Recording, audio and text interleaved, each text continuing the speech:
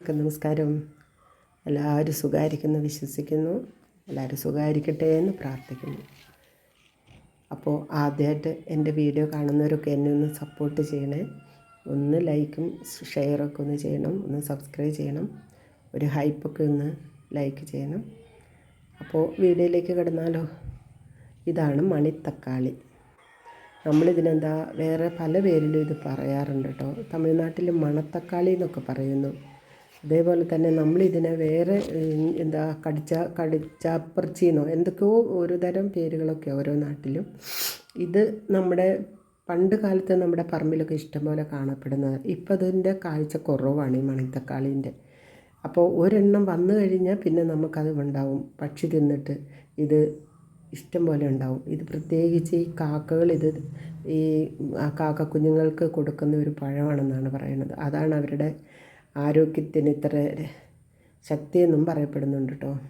അപ്പോൾ ഈ ഇത് ഇവിടെ വന്നത് ഈ വളത്തിൽ നിന്നാട്ടോ, ചാണകപ്പൊടിയിൽ നിന്ന് വന്നതാണ് ഈ ഒരു തയ്യ്.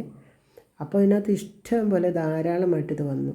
അപ്പോൾ ഇതിൻ്റെ പഴുത്ത് കഴിഞ്ഞാൽ നല്ല കറുപ്പ് കളറായിരിക്കും. അത് നമുക്ക് പറിച്ചിട്ട് വൃത്തിയായിട്ട് കഴുകിയിട്ട് വായിലേക്ക് ഇട്ടാൽ മതി, കടിച്ച് തിന്നാം.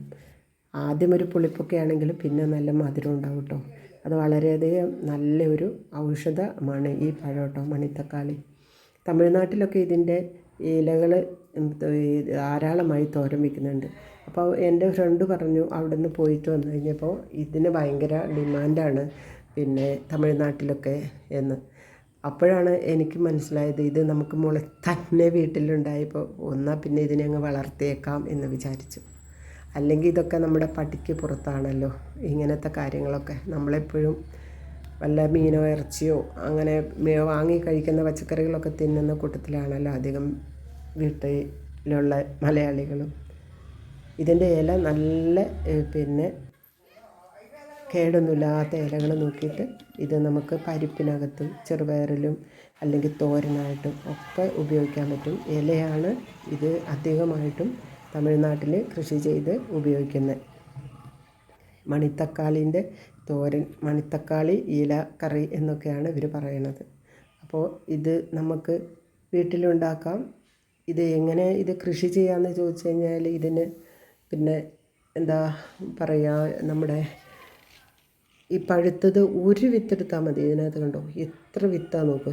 ഒരൊറ്റ വിത്തിനകത്താണ് ഇത്ര അധികം അരികളുള്ളത്. എനിക്ക് തോന്നുന്നു ഒരു വിത്തിൽ ഈ ഒരു കുഞ്ഞൻ വിത്തായിട്ട് ഇതിനകത്ത് ഇത്ര അധികം അരി കാണുമ്പോൾ അതിൻ്റെ ഒരു പ്രത്യേകത എന്ന് നോക്ക്. അപ്പോൾ ഇത് നമ്മൾ വെള്ളത്തിൽ കലക്കിയിട്ട് ഇങ്ങനെ പൊട്ടിച്ചിട്ട് വെള്ളത്തിൽ കലക്കിയിട്ട് മണ്ണിൽ ഒഴിച്ചാൽ മതി, എല്ലാം മുളച്ച് വരും. അതേപോലെ തന്നെ നമുക്കിത് ഉണക്കിയിട്ടും വിത്തെടുത്ത് വെച്ചിട്ടും നമുക്ക് സാധാരണ പോലെ പൊട്ടിച്ചിട്ടും എടുക്കാൻ പറ്റും. അപ്പോൾ ഇത് നമ്മൾ കൃഷി ചെയ്യുന്ന രീതി എങ്ങനെയാണെന്നല്ല, ഇത് നമ്മൾ എങ്ങനെ ഇത് ഉപയോഗിക്കുന്നു എന്നുള്ളതാണ് ഏറ്റവും പ്രത്യേകത. ഇത് അൾസറിന്, വായ്പുണ്ണിന്, അസിഡിറ്റിക്ക് ഒക്കെ ഏറ്റവും സൂപ്പർ ഒരു മരുന്നാണ് ഈ മണിത്തക്കാളീൻ്റെ ഇലയെ. ഇത് തോരൻ വെച്ച് കഴിക്കുന്നതുകൊണ്ട് നമുക്ക് വയറ്റിലെ പുണ്ണും കുടലിലെ അൾസറെല്ലാം മാറ്റും. അതാണ് ഇതിൻ്റെ പ്രത്യേകത. അതാണ് തമിഴ്നാട്ടുകാർ ഇത്ര അധികം ഇത് കൃഷി ചെയ്യുന്നത്. ഞാനപ്പോൾ ഒരു വിത്തുള്ളത് പറിച്ചിട്ട് ഒരു ചട്ടിക്കകത്ത് ഇട്ട് നോക്കുകയാണ്. ഇനി അതിന് വിത്തുണ്ടാവുമല്ലോ എന്ന് ഓർത്തിട്ടോ. കണ്ടോ ഇത്ര ചെറിയ വിത്തുകളാണ്. അപ്പോൾ നമുക്കിത് ധാരാളമായി കൃഷി ചെയ്ത് നമുക്ക് തോരൻ വെച്ചിട്ടും ഇതിൻ്റെ പഴുത്ത് കഴിയുമ്പോൾ അത് പറിച്ച് തിന്നാനൊക്കെ നല്ല എളുപ്പമായിരിക്കും. മണിത്തക്കാളി ആദ്യമേ കഴിക്കുമ്പോൾ ഒരു പുളിപ്പുണ്ടാകും, പിന്നെ അതിന് നല്ല മധുരമായിരിക്കും. വെറുതെ പറിച്ചിട്ടൊരു 5-6 തിന്നാൽ മതി. നമുക്ക് വൈറ്റമിൻ സി ധാരാളം അടങ്ങിയിട്ടുള്ളൊരു പഴമാണ് മണിത്തക്കാളീൻ്റെ പഴം.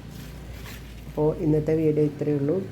നിങ്ങളെല്ലാവരും അടുത്തൊരു വീഡിയോ ആയിട്ട് കാത്തിരിക്കൂ. ബൈ.